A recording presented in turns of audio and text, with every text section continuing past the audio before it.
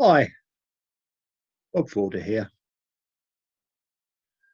Charles Bradlaugh, Annie Besant, and Charles Knowlton's Fruits of Philosophy. When outlining Charles Bradlaugh's early career, I made the point that to Bradlaugh and many free-thinking NSS members, what we would call birth control or family planning, and they would call Malthusianism or neo-Malthusianism, were core seminal issues. The term Malthusianism derived from the work of the Reverend Thomas Malthus, who in 1798 had published his essay on the principle of population. His core argument was that the rate of population growth was far faster than the increase in food production, and if this was left unchecked, would only resolve matters through hunger, pestilence, starvation, and general misery. He did argue that it could possibly be staved off by late marriage, but explicitly ruled out the adoption of contraceptive techniques or checks, which he regarded as immoral. Freethinkers like Bradlaugh and Besant were convinced by Malthus's analysis, but not by his suggested cure, hence their adoption of the term, in some cases, of neo-Malthusianism. In 1832, Charles Knowlton, an American doctor, published a small pamphlet under the less than revealing title, The Fruits of Philosophy. It contained a summary of what was then known about conception and recommended preventative techniques. He most strongly recommended douching, using a syringe to wash out the vagina after intercourse with a chemical solution. He also mentioned withdrawal, the sponge, and the baudruche, or condom, which in his day was made of fine animal gut. Rubber had yet to be vulcanized. The pamphlet was also published in Britain and sold steadily, but in small numbers. In 1876, a new edition was published and sold in Bristol by one Henry Cook. The pamphlet was published by Charles Watts, one of Bradlaugh's closest allies and the secretary of the NSS. Cook was arrested and charged with publishing pornography. The charge seems to have stemmed in part from some additional illustrations Cook had inserted. Unfortunately, we have no record of these, but they may just have been anatomical drawings enhancing and explaining the text. This was all bad enough. But then Charles Watts decided to stop publication to save himself from likely imprisonment. Bradlaugh and Besant were appalled by what they regarded as a gross betrayal, and there was a vicious falling out between themselves and their former ally, with Watts resigning as NSS secretary. For Bradlaugh and Besant, this was not only a Malthusian issue, it was also about press freedom. Consequently, they formed a partnership, founded the Free Thought Publishing Company, and took out a lease on a shop at 28 Stonecutter Street, which is just round the corner from Fleet Street. Here they republished the Knowlton pamphlet with a new introduction. I quote, We think it's more moral to prevent the conception of children than, after they are born, to murder them by want of food, air and clothing. We advocate scientific checks to population because so long as poor men have large families, pauperism is a necessity, and from pauperism grow crime and disease. The wage, which would support the parents and 2 or 3 children in comfort and decency, is utterly insufficient to maintain a family of 12 or 14. And we consider it a crime to bring into the world human beings doomed to misery or to premature death. Well, Bradlaugh and Besant made no secret of their work. The pamphlet sold 500 copies on the first day, and copies were delivered to the local police station. They were arrested and they appeared in court on the 18th of June 1877.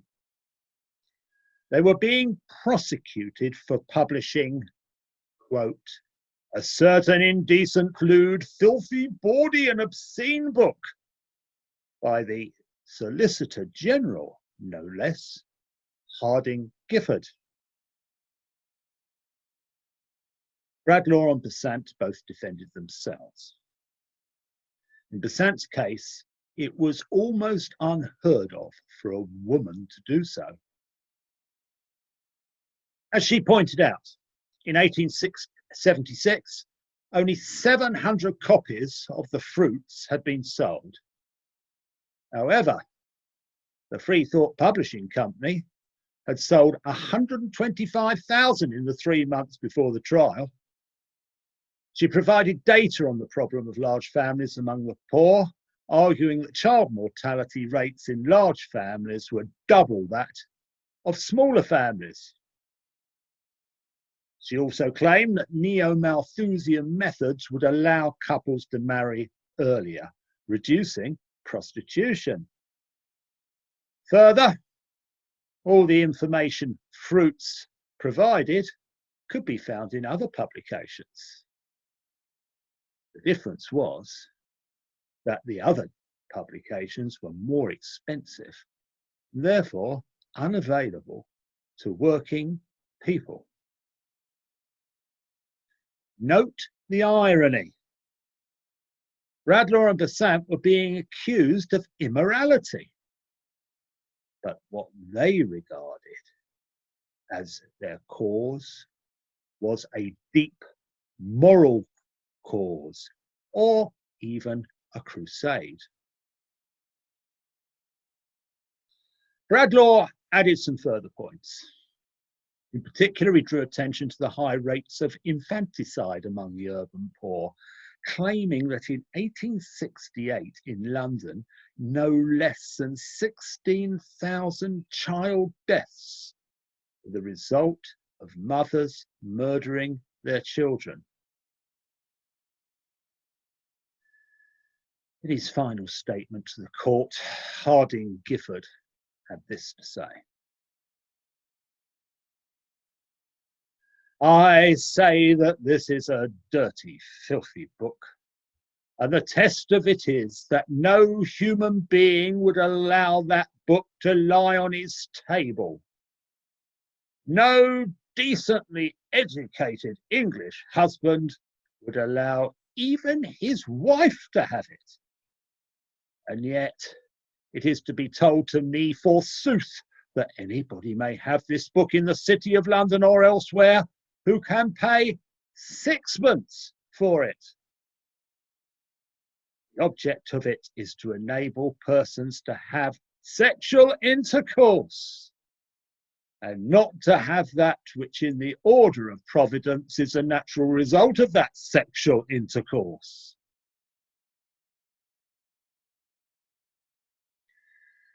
Besant and Bradlaugh were found guilty, but won their case on appeal. However, for Besant there was a grievous cost. her exchanged husband, the Reverend Frank, persuaded the courts that he should have custody of their daughter Mabel. He already had custody of their son Digby. Despite their victory, the fact was that Fruits of Philosophy was out of date, and Besant and Bradlaugh attempted to address this through footnotes. But following the trial, Besant set about writing her own pamphlet entitled The Law of Population. This sold an estimated 175,000 copies by the time it was withdrawn in 1891, when she joined the Theosophists. At this point, it in turn was replaced by Dr. Henry Arthur Albert's The Wife's Handbook, which was still being sold into the 1920s, and eventually sales certainly topped 500,000. One particular feature of both Besant's and Albert's pamphlets was the incorporation of illustrative advertisements, which may well have proved as instructive as the text itself.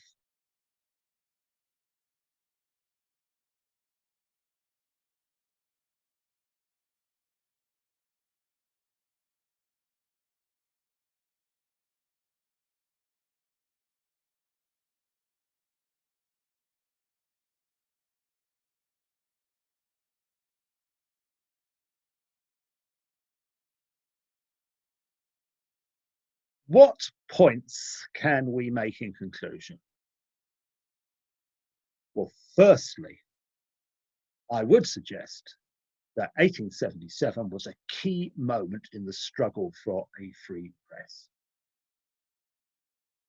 Second, mistakenly, I think, some have argued that the Fruits of Philosophy case cleared the way for the publication of other birth control tracts. This is untrue. In the 1880s and 90s, there were a number of other prosecutions, with those convicted serving prison terms, some with hard labour. They included publishers like the elderly Edward Truelove and various booksellers. Dr. Albert himself had his registration removed by the General Medical Council. All the 19th century pioneers of birth control's advice were secularists, freethinkers, and atheists. Later, Mary Stopes endeavoured to reinterpret or even rewrite history by suggesting that the birth control movement was disadvantaged by its association with secularism. This is a strange piece of overly creative thinking, since no Christians actually tried to act as pioneers. Fourth, with the noble exception of Henry Albert, the medical profession was as one in its hostility to the advocacy of contraceptive techniques, so keen was it to preserve its image of respectability.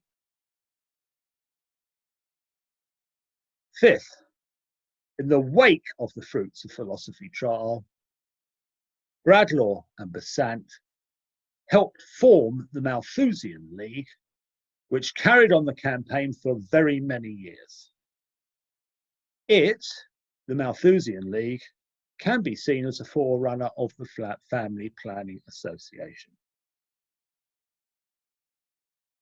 Finally, I would suggest that this particular story spells out in the highest relief how the contribution of secularists and freethinkers to the improvement of social conditions is so often overlooked and misrepresented.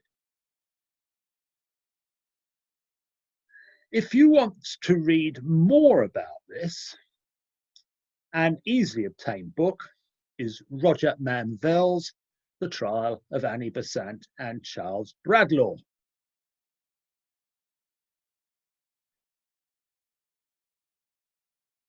And thank you for listening. If you want to contact me about this or any other aspect of secularist and NSS history, my email address is r.w.forder@btinternet.com.